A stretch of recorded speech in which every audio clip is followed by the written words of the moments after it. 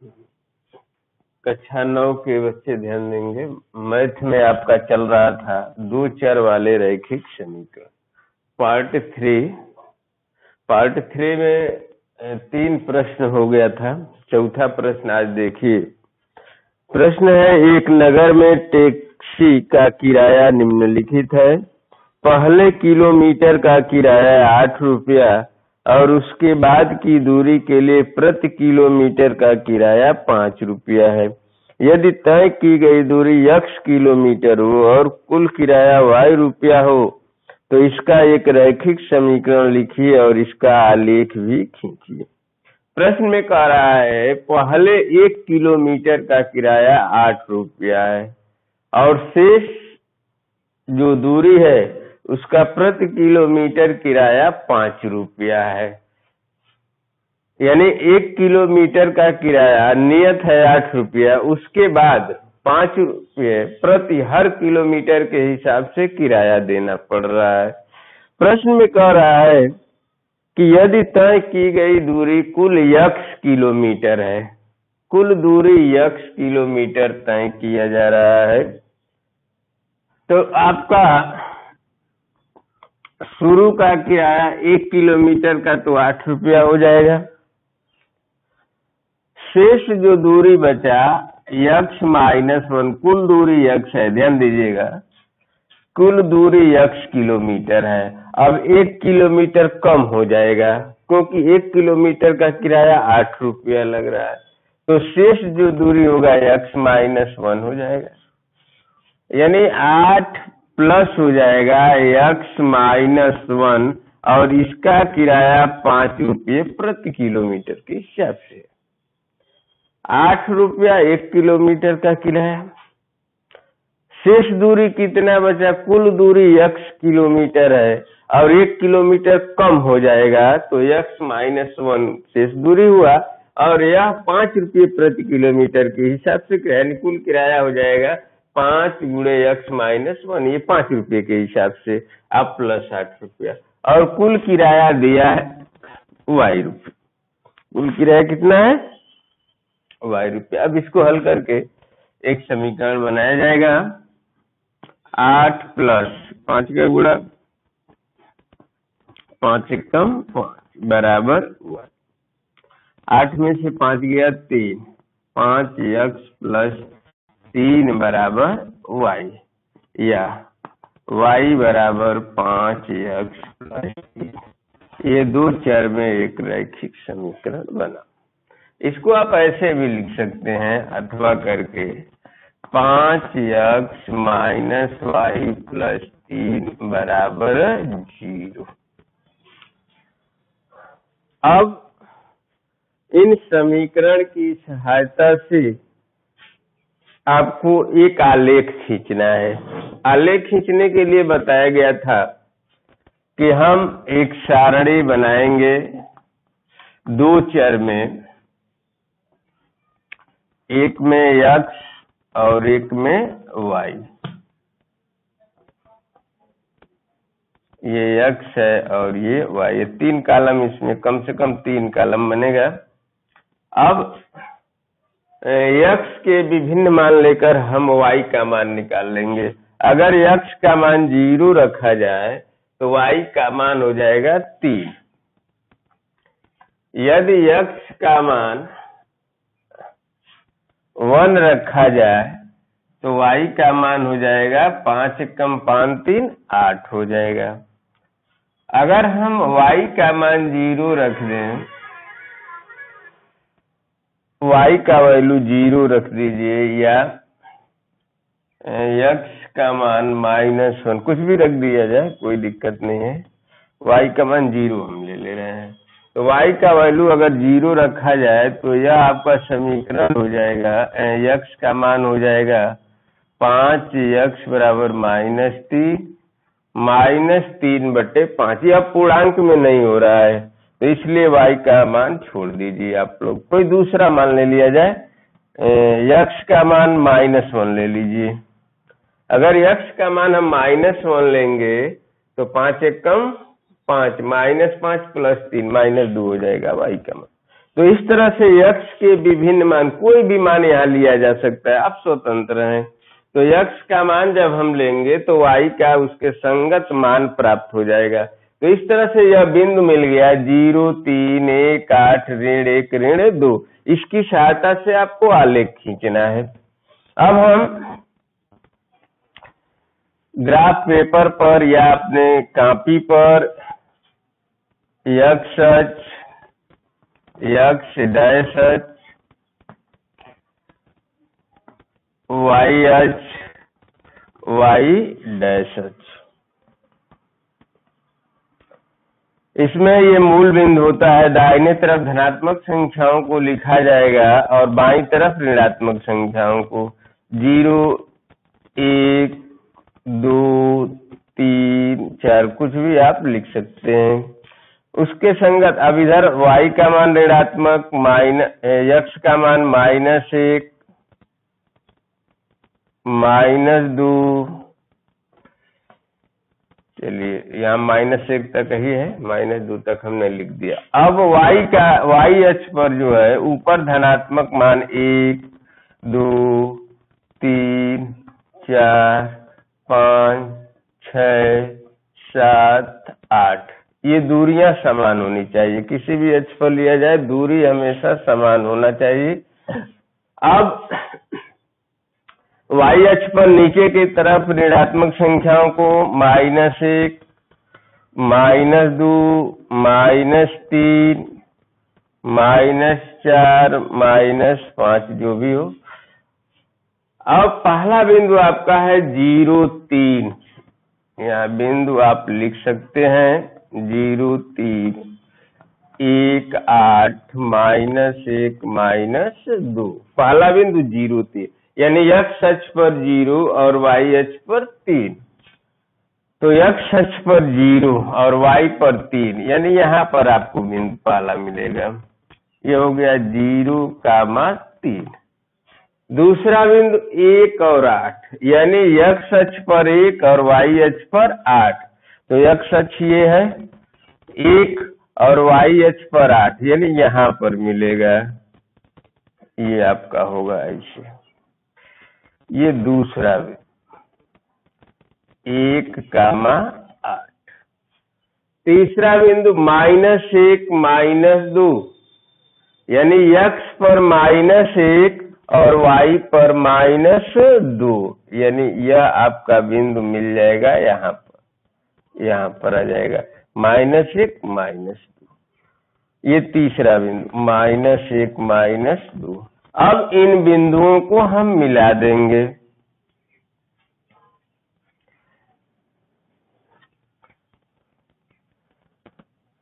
तो इस तरह से यह एक सरल रेखा होगी जो इसका ग्राफ है।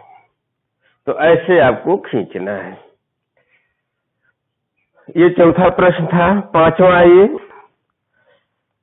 पांचवा है निम्नलिखित आलेखों में से प्रत्येक आलेख के लिए दिए गए विकल्प से सही समीकरण का चयन कीजिए। आपको आलेख दिया हुआ है। प्रश्न नंबर 5 पर लड़के ध्यान देंगे। किताब में आलेख दिया हुआ है। पांचवा प्रश्न। पांचवें में 2 प्रश्न है, दोनों एक ही जैसा है। एक हम समझा दे रहे हैं, एक को आप कर लीजिएगा। ये है क्या? निम्नलिखित आलेख में से प्रत्येक आलेख के लिए दिए गए विकल्पों से सही समीकरण का चयन कीजिए। y बराबर x प्लस y बराबर 0। इसमें आपको x और y के विभिन्न मान लेकर ग्राफ खींचा है। जो मान इन समीकरण को चारों में से संतुष्ट करेगा वही समीकरण आपका सही होगा। जैसे अगर पहला लिया जाए y बराबर x, तो यहाँ कहीं से भी आप शुरू कर सकते हैं। 3 बिंदु दिया है, 1, ऋण 1, मूल बिंदु 0, 0, ऋण 1, 1। आइए देखा जाए, अगर ऊपर से हम ले रहे हैं ऋण 1, 1 ऐसे बिंदु दिया है। ध्यान दीजिए, ऊपर से नीचे हम लिख रहे हैं। ऋण 1, 1 दिया है, मूल बिंदु 0, 0 दिया है और तीसरा आपका बिंदु दिया है 1, -1। यानी x का मान ऋण 1, y का मान 1, 0 0, x का मान 1 और ऋण 1। अब इन चारों समीकरण में किस पर संतुष्ट हो रहा है यह देखा जाए। अगर पहला लिया जाए तो y का मान 1 है और x का मान ऋण 1 है, तो y बराबर x नहीं हो सकता। तो पहला ऐसे ही गलत हो गया, पहला विकल्प आपका पहले ही बिंदु से गलत हो गया। अब दूसरा देखा जाए x प्लस वाई बराबर 0। अब x प्लस वाई बराबर 0 तो ऋण 1 धन 1 0 होगा, ये भी 0 हो जाएगा, ये भी 0 हो जाएगा। यानी आपका जो दूसरा विकल्प दिया है x प्लस वाई बराबर 0, यह समीकरण जो ग्राफ है उसको संतुष्ट कर रहा है दिए हुए बिंदुओं से। यानी x का मान ऋण 1, y का मान 1, हल करेंगे 0 आ जाएगा। x का मान 0, y का मान 0 रखेंगे 0 आ जाएगा।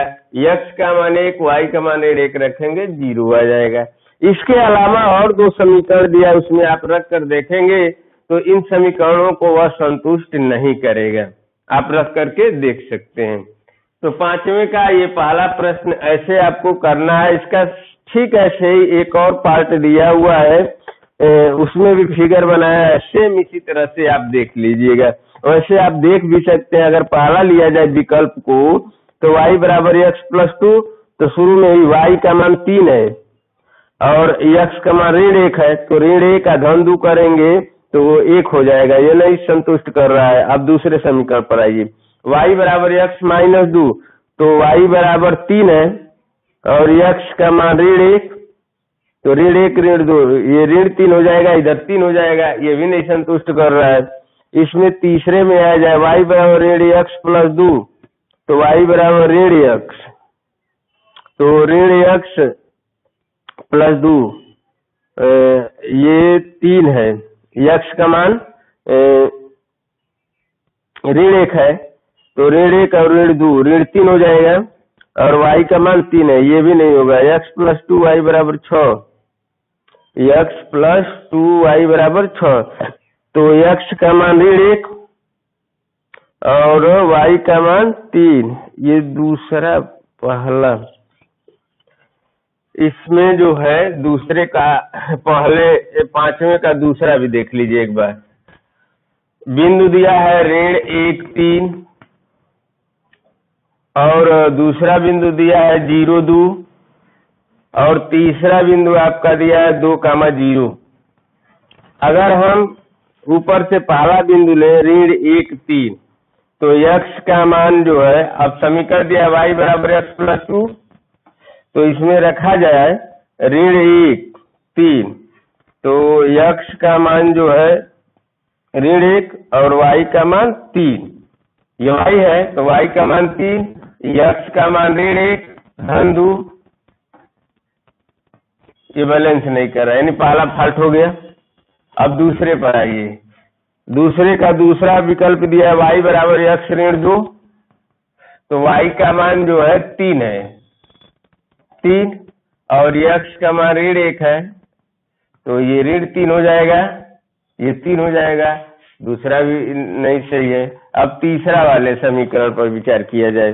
तीसरा वाला है y बराबर ऋण x प्लस 2, y का मान ऋण x, y का मान यहाँ 3 है और ऋण 1 प्लस हो जाएगा 1 हो जाएगा अधन 2। देखिए यहाँ पर दोनों बैलेंस हो जा रहा है।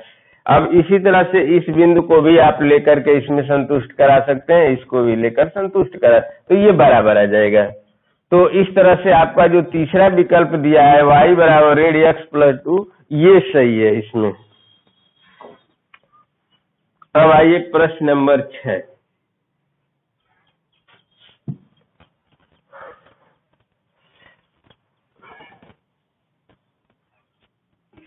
प्रश्न नंबर 6,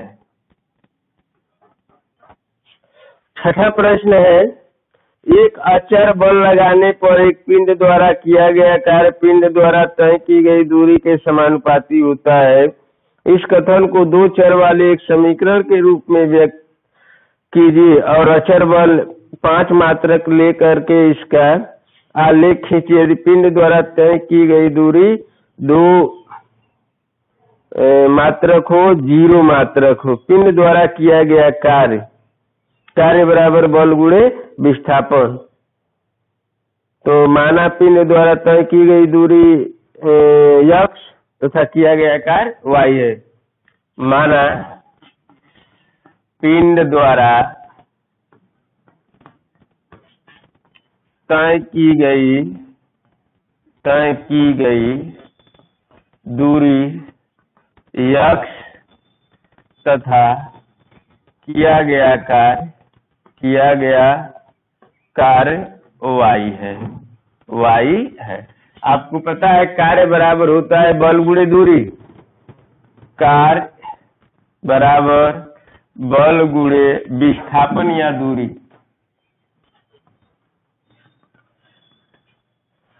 कार्य को हमने y से लिखा है, बल इसमें नियत बल दिया हुआ है, नियत बल 5 मात्रक है। कितना है? 5। और विस्थापन का मतलब दूरी होता है, तो 5 गुणे x, y बराबर 5x। ये आपका समीकरण बन गया, y बराबर 5x। इसके बाद कह रहा है कि यदि तय की गई दूरी 2 मात्रक हो, यदि पिंड द्वारा तय की गई दूरी 2 मात्रक हो, यानी इसमें पहला है यदि x बराबर 2, दूरी को x से लिखा गया है, अगर 2 मानेंगे तो y बराबर 5 गुणे 2 बराबर 10, यानी किया गया कार्य 10 जूल होगा।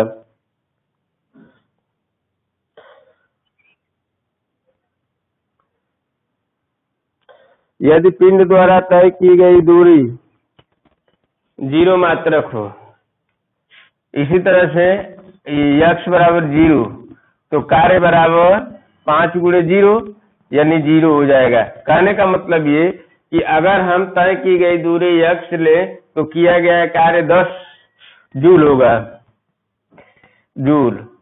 अगर तय की गई दूरी 0 तो किया गया कार्य 0 होगा। अब इसमें इसका आलेख भी हमको खींचना है। क्या करना है? आलेख खींचना है। तो इस समीकरण से आप आलेख खींचेंगे, और आपको अब तक पता चल गया होगा कि आलेख खींचने के लिए सबसे पहले सारणी बनाया जाएगा।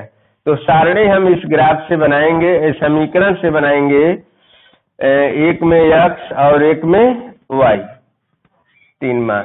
अब y x का मान अगर हम 0 ले लें तो y भी 0 हो जाएगा, y भी 0। देखिए x का मान 0 तो y बराबर भी 0। अगर x का मान 2 ले लें तो y का मान 10 हो जाएगा। यदि x का मान 1 ले लें तो y का मान 5 हो जाएगा। तो इस बिंदुओं से आपको आलेख खींचना है। तो हम जानते हैं सभी लड़के आलेख खींच लेंगे, जैसे अभी पीछे बताया गया था। ग्राफ बनाओगे और उस पर बिंदुओं को निर्देशित किया जाएगा और एक आप ग्राफ खींच लेंगे। तो इन बिंदुओं की सहायता से आप ग्राफ खींच लीजिएगा। अब 7वां प्रश्न, प्रश्न नंबर 7।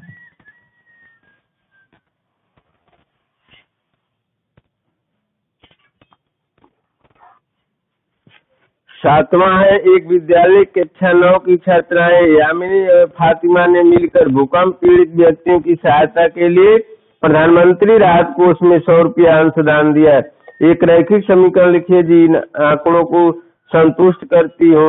आप उनका अंशदान x और y मान सकते हैं। यानी यामिनी का अंशदान x माना, यामिनी का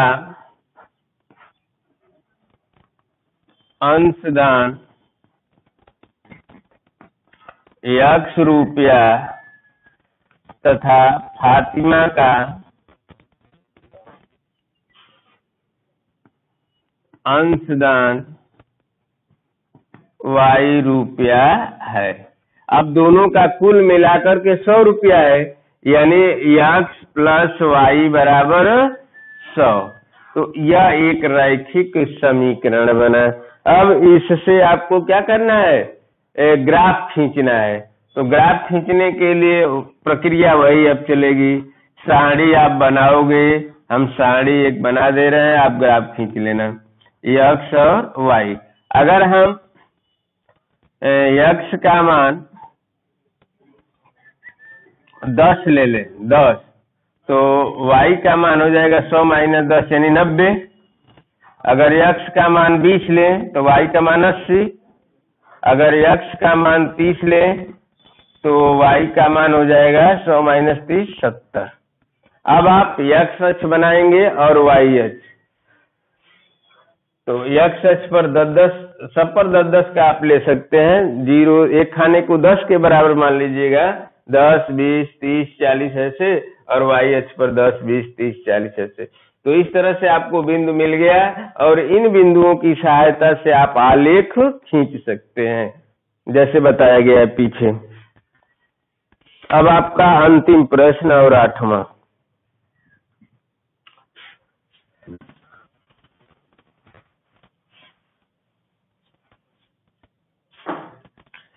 प्रश्न नंबर 8 देखा जाए। 8वां आपका है, अमेरिका और कनाडा जैसे देशों में तापमान फ़ारेनहाइट में मापा जाता है, जबकि भारत जैसे देशों में तापमान सेल्सियस में मापा जाता है। यहाँ फ़ारेनहाइट को सेल्सियस में रूपांतरित करने वाला समीकरण दिया है। समीकरण क्या है आपका, F बराबर 9/5 C + 32। ये फिजिक्स में भी होगा आपका, फ़ारेनहाइट को सेल्सियस में बदलना और सेल्सियस को फ़ारेनहाइट में बदलने का एक सूत्र है। और इस सूत्र पर आधारित कुछ प्रश्न दिया हुआ है नीचे। सेल्सियस को x अक्ष और फ़ारेनहाइट को y अक्ष पर मानकर ऊपर दिए गए रैखिक समीकरण का आलेख खींचिए। सेल्सियस को x अक्ष पर और फ़ारेनहाइट को y, यानी इसको y मानना है फ़ारेनहाइट को, और सेल्सियस को x मानना है। तो ये दो चर में एक रैखिक समीकरण बनेगा और इसमें x के विभिन्न मान लेकर के हम y का मान निकाल लेंगे और एक सारणी बनेगा ऐसे ही, और उस सारणी की सहायता से आप आलेख खींच सकते हैं। जैसे अगर हम x का मान 5 रखें, सारणी हम सारणी बना ले रहे हैं, आलेख सभी लड़के इसका खींच लेंगे। अब x और y, चलिए 3 ही कॉलम बनाइएगा। अब x का मान यदि 5 हम लिखे 5, तो 5 से 5 कट जाएगा, 9 बचेगा, और 32 और 9 कितना हो जाएगा, 41। तो y का मान 41 हो जाएगा। यदि हम x का मान 10 रखें तो 5 दूनी 10, 2 होगा 2 9 18 और 32 जोड़ दीजिए। x का मान यदि हम 10 रखें तो 5 दूनी 10, 2 9 18 और 32 कितना होगा, 50 होगा। अगर हम x का मान 15 रखें, x का मान 15 रख सकते हैं आप, तो 5 × 15 29, 27, 27 और 32 जोड़ दीजिए, 59, 59। इसमें भी आप 10-10 का बना लीजिएगा। x अक्ष पर वैसे ही ग्राफ खींच करके x अक्ष पर 0, 10, 20, 30, 40 ऐसे बना लीजिएगा। y अक्ष पर भी 10, 20, 30, 40 और बीच में एक एक खाने का अंतर कर दीजिएगा, उसमें 41 आपका आ जाएगा, 59 भी आ जाएगा। तो इससे आपको ग्राफ खींचना है, हमने सारणी बना दिया। इन सारणी की सहायता से आप ग्राफ खींच सकते हैं जैसे पीछे बताया गया है ग्राफ खींचने के लिए। इसका दूसरा प्रश्न है, यदि तापमान 30 डिग्री सेंटीग्रेड हो तो फ़ारेनहाइट में तापमान क्या होगा। तापमान 30 डिग्री सेंटीग्रेड यानी C का मान 30, दूसरा C बराबर 30 डिग्री दिया है, तो F का मान निकालना है आपको। इसमें मान भर दीजिए, 9/5 C के जगह जो है 30 भर दीजिए प्लस 32, 5 छक्के 30, 6 9 54, 54 प्लस 32 जोड़ दिया जाए, 4 2 6 5 3 8 86 फ़ारेनहाइट हो जाएगा। तीसरा प्रश्न इसका देखा जाए। तीसरा है, यदि तापमान 95 डिग्री फ़ारेनहाइट हो तो सेल्सियस में तापमान क्या होगा। यानी एफ का मान 95 भरना है तीसरे में, एफ बराबर 95। तो यहाँ एफ की जगह 95 हो जाएगा, 95 9/5 सी प्लस 32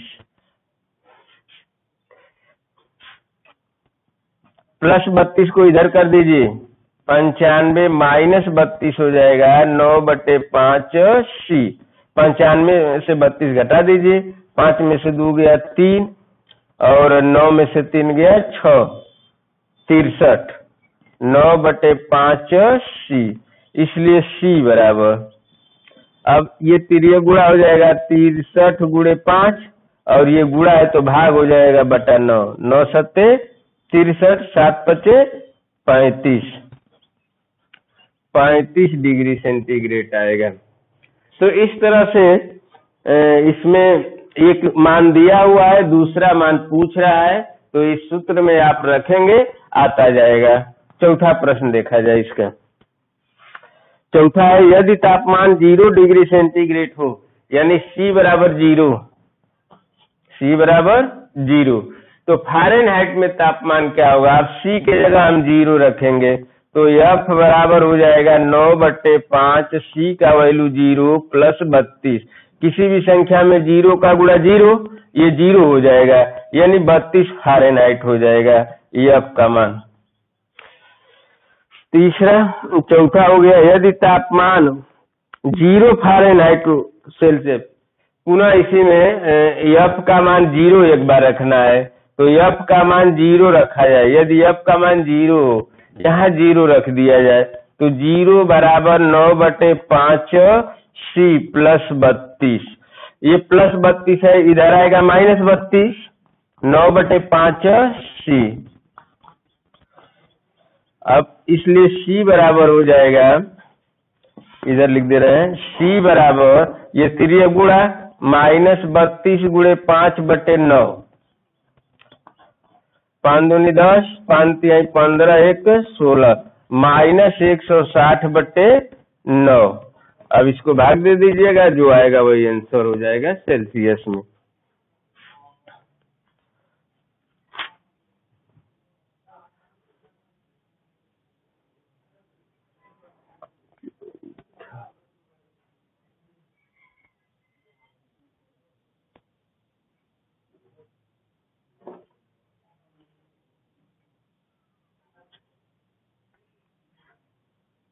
पांचवा प्रश्न, ये भाग देंगे तो माइनस 17.8 डिग्री सेंटीग्रेड लगभग आएगा, देखिए लीजिएगा।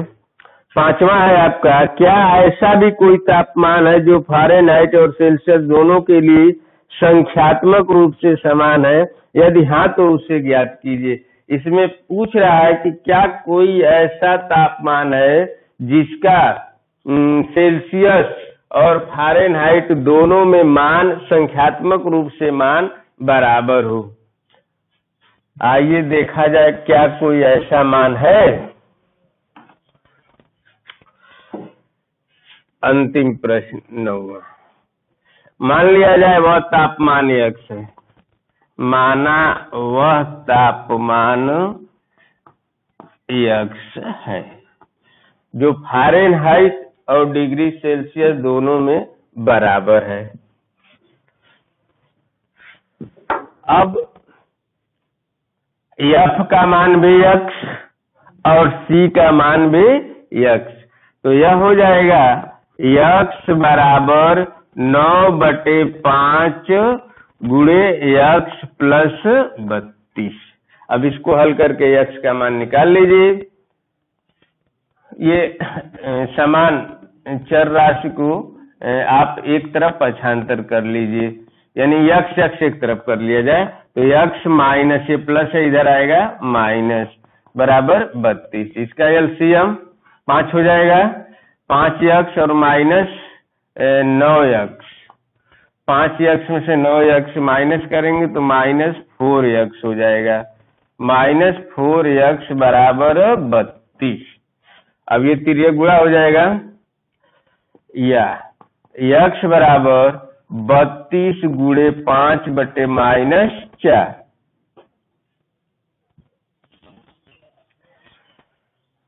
ध्यान दीजिएगा, समीकरण आपको हल करने के लिए आता होगा, ये बटा है यानी भाग है, उधर जाएगा गुणा हो जाएगा, ये गुणा है x के साथ, इसलिए इधर आएगा भाग हो जाएगा।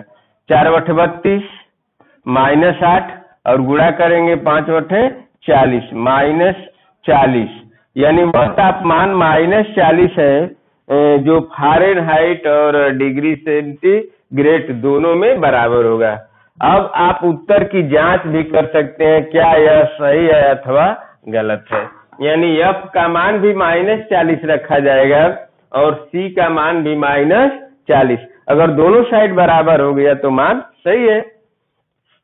जांच कर लिया जाए, जांच F का मान -40 9/5, C का मान -40 प्लस 32, 5/40 -8, 8 9 72 -72 प्लस 32, और ये हल करेंगे तो -40 होगा, घटाएंगे तो -40।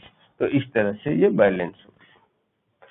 तो वह तापमान -40 डिग्री सेंटीग्रेड है जिसका फ़ारेनहाइट और सेल्सियस में मान बराबर होगा। तो इस तरह से यह आपका जो है पार्ट 3 समाप्त हो गया, प्रश्नावली 4.3। इसको सभी बच्चे अपने कॉपी पर हल कर लेंगे, शेष अगले वीडियो में आपका आएगा। लेट हो गया है।